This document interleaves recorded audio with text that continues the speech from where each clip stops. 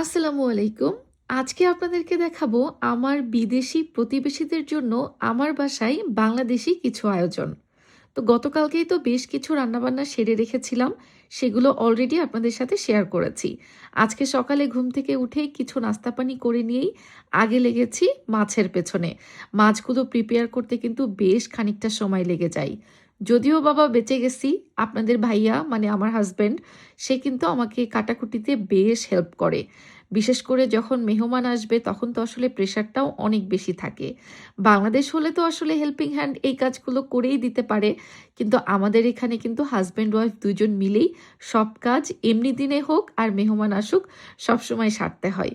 যাই হোক, মেহমান আসলে তো প্রেশার একটু বেশি থাকবেই। আর মেহমানদারি করতে কিন্তু আমাদের খুব ভালো লাগে। বিদেশ বাড়িতে এখানে আত্মীয়স্বজন বলতে তো আসলে কেউই নেই।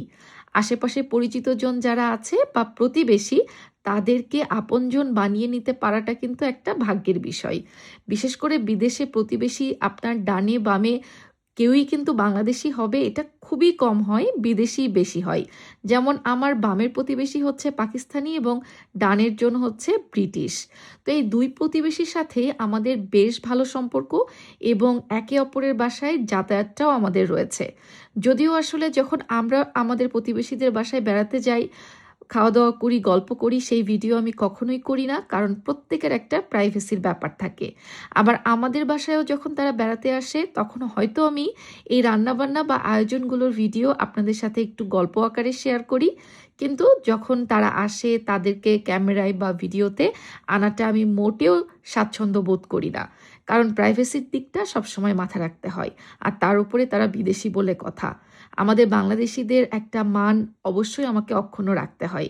ঠিক তেমনই খাবারের আয়োজনের ক্ষেত্রেও আমি মাথায় রাখি যেন আমাদের বাংলাদেশের ট্র্যাডিশন জিনিসটা বজায় থাকে, আবার এই খাবারগুলো যেন তারা খেতেও পারে। যেহেতু বিদেশি মানুষ, তাদের আসলে টেস্ট বারটা কেমন হয় না হয়, এই জন্য কিন্তু আমি সব খাবারেই মশলা মোটামুটি আমাদের বাংলাদেশি স্টাইলে দিলেও ঝালের পরিমাণটা কম রাখার চেষ্টা করি।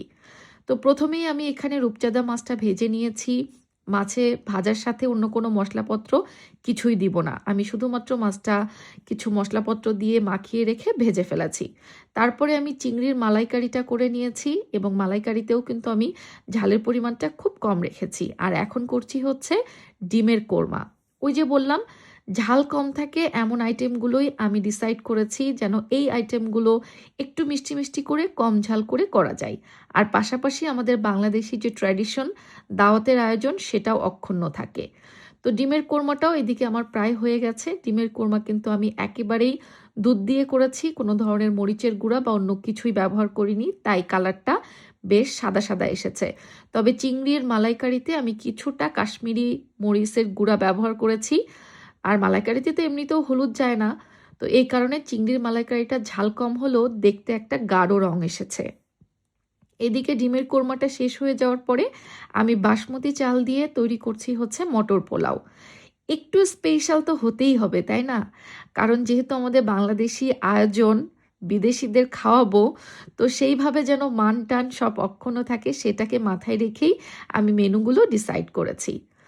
আর এদিকে আমার মেইন কোর্সের আইটেম সব মোটামুটি ডান হয়ে গেলে তারপরে আমি বিকেলের দিকে শুরু করেছি হচ্ছে অ্যাপাটাইজার বা নাস্তার জন্য যে আইটেমগুলো করব সেগুলো।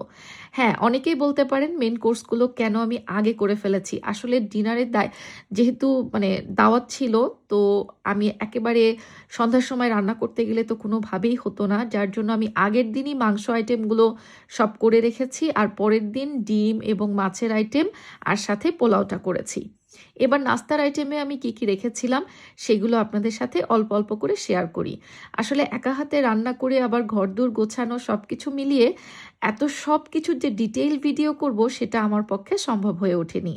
তো আমি কিমাটা যে একটু আগে রান্না করলাম দেখলেন, এটা দিয়ে আমি হচ্ছে আলু দিয়ে একটা কিমা চপ বানিয়ে ফেলেছি। এটা বানিয়ে কিছুক্ষণের জন্য নর্মাল ফ্রিজে রেস্টে রেখেছি, তাহলে ভাজার সময় আর কোটিংটা ছেড়ে আসবে না।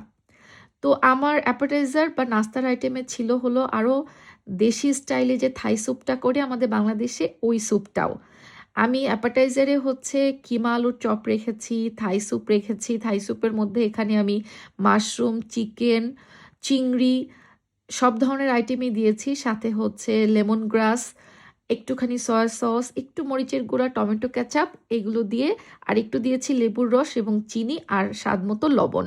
স্যুপটাও আমি রান্না করে ফেলছি। যদিও এখন আমি একটু আগেভাগেই সবকিছু রান্না করছি। তবে সব আইটেমগুলোই যখন তারা ডিনারের সময় আসবে তারপরে আবার একটু গরম করে তারপরে সার্ভ করব।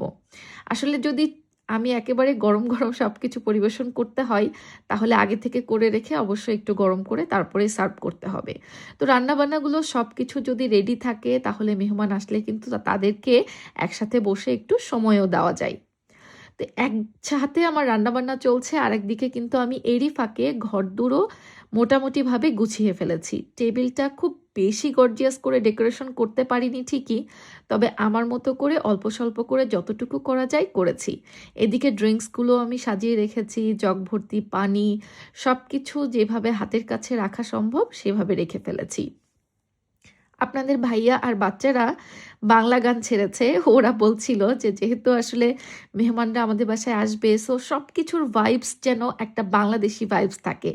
তো হালকা করে বাংলা গান ছেড়ে রেখেছে যে আমাদের দেশের গানগুলো কেমন হয় এটা তাদেরকে শোনানোর জন্য। অবশ্য এর আগে যখন আমাদের নেইবাররা আমাদের বাসায় এসেছে তারা কিন্তু বাংলাদেশি গানও শুনেছে এবং আমরা বাংলাদেশির যে পপুলার গানগুলো, তারপরে অনেক ধরনের মুভি আছে আমাদের বাংলাদেশের যেগুলো অনেক ভালো, ভালো, সেগুলোর নামও ওনাদের সাথে শেয়ার করি, বাংলাদেশি গানও ওনাদেরকে শুনিয়েছি। ওনারা অনেক পছন্দ করেছে। পাশাপাশি আমাদের বাংলাদেশি যে রান্নাবান্নাগুলো এটাও ওনারা অনেক পছন্দ করেন। এইজন্যই আমি ওনাদেরকে যতবারই দাওয়াত দেই না কেন, আমি আসলে বিদেশি কোনো হাই-ফাই আইটেমে যাই না। আমি সবসময় চেষ্টা করি আমাদের দেশীয় মেনুগুলো রাখতে, তবে ঝাল মসলা একটু কম দিয়ে। আর যেহেতু স্যুপের আইটেম ছিল তাই আমি প্রথমে টেবিলটাকে স্যুপের বাটি-টাটি দিয়ে সুন্দর করে সাজিয়ে রেখেছি, যেন তারা আসলেই আমি প্রথমে নাস্তার পরিবেশনটা করে ফেলতে পারি। তো ঘরদোর আসলে টুকটাক করে গুছিয়ে নিচ্ছি, আর ওদিকে যেহেতু আমার রান্নাবান্নাও চলছে, অলরেডি সন্ধ্যা হয়ে গেছে। আর কিছুক্ষণের মধ্যেই গেস্টের চলে আসার কথা। তো আমারও কিন্তু রান্নাবান্না একেবারেই শেষ। জাস্ট তারা আসবে, তাদের সাথে বসে গল্প করব, আড্ডা দিব আর খাবার পরিবেশন করব। তো তারা যেহেতু অলরেডি এখন চলে এসেছে, তারা আসার পরে আমি গরম, গরম এই কাবাবটা ভেজে নিচ্ছি। সব কিছু আমার রেডি করা ছিল, এইজন্য কিন্তু খুব একটা কষ্ট হয়নি। তবে হ্যাঁ, গতকাল সন্ধ্যার পর থেকে আজকে সন্ধ্যা পর্যন্ত এই ২৪টা ঘন্টায় মনে হয় আমি জাস্ট ২ থেকে ৩ ঘন্টা ঘুমাতে পেরেছি কিনা সন্দেহ। কারণ গতকাল সন্ধ্যার পরে বাজার করে এনে একদম মানে মিডনাইট পার হয়ে ভোর পর্যন্ত আমরা আসলে রান্নাবান্নার প্রিপারেশন সবকিছু নিয়ে রেখেছিলাম। তো আজকে সন্ধ্যা পর্যন্ত সেই রান্নাবান্নাই চলেছে। গেস্ট আসার পরে গরম, গরম কিমা আলুর চপ ভেজেছি আর এদিকে মোমোস করে নিচ্ছি কিছুটা। আর গতকালকে যে মাংস রান্না করে রেখেছিলাম আপনাদের সাথে তো আগেই শেয়ার করেছি। সেই মাংসগুলো একদম লাস্ট মুহূর্তে মানে নাস্তা পানি, অ্যাপাটাইজার সবকিছু সার্ভ করার পরে আবারও মাংসগুলো জ্বালিয়ে নিয়েছিলাম। গরুর মাংস, ল্যাম্ব এইগুলো, আর চিকেন যে মেরিনেট করে রেখেছিলাম গতকাল রাত্রেই নর্মাল ফ্রিজ থেকে বের করে সেটা জাস্ট ওভেনে দিয়ে বেক করে নিয়েছি।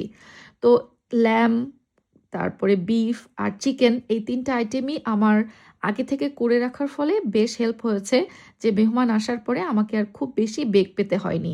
আজকে জাস্ট ডিম আর মাছের আইটেমগুলো করেছি, পোলাওটা করে ফেলেছি, ব্যাস আমার মেহমানদারির জন্য কিন্তু বাংলাদেশি মেনুগুলো একেবারে তৈরি। আর মেহমানদেরকে আপ্যায়ন করার পরে তারা কিন্তু খুব পছন্দ করে আমাদের বাংলাদেশি যে দুধ চা, এর আগেও কয়েকবার আমি আপনাদেরকে ভিডিওতে দেখিয়েছি। সবার শেষে বাংলাদেশি স্টাইলে দুধ চাটাও কিন্তু মেনুতে রেখেছিলাম।